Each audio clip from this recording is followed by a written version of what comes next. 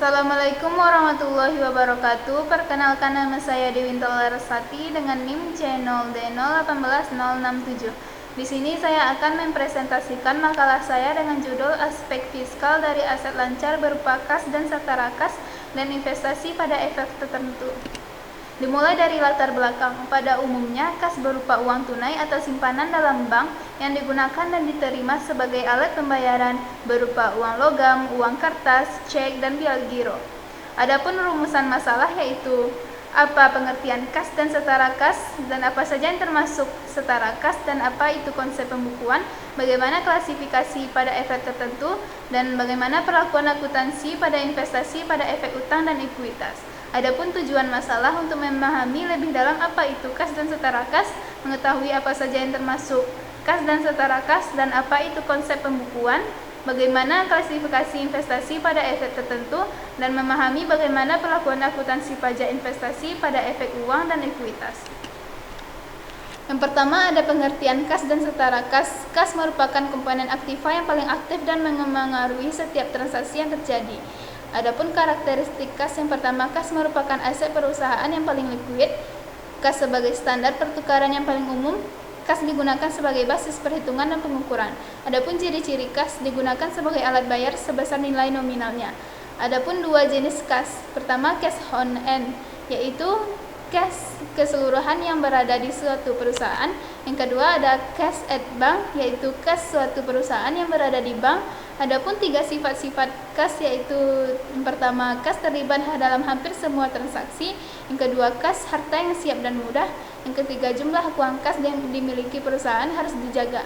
Adapun empat pengawasan kas. Yang pertama, penerimaan kas.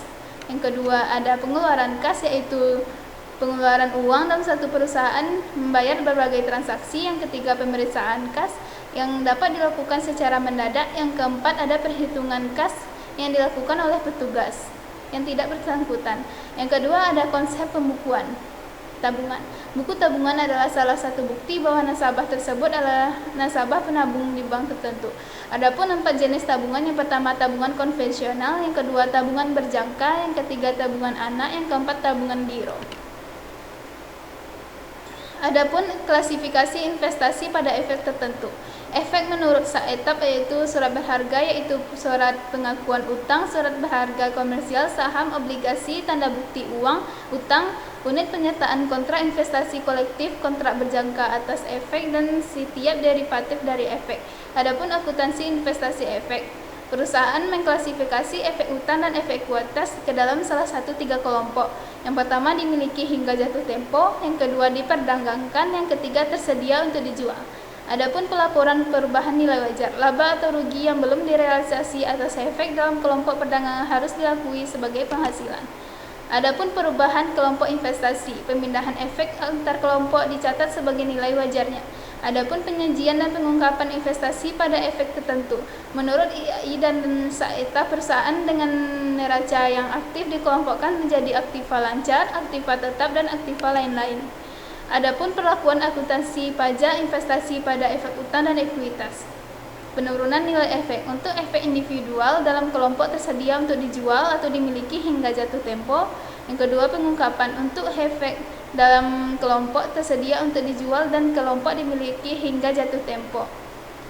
Informasi berikut harus diungkapkan dalam catatan atas laporan keuangan untuk setiap kelompok. Utama efek, yang pertama, nilai wajar agregat. Yang kedua, laba yang belum direalisasi. Yang ketiga, rugi belum direalisasi. Yang keempat, biaya perolehan.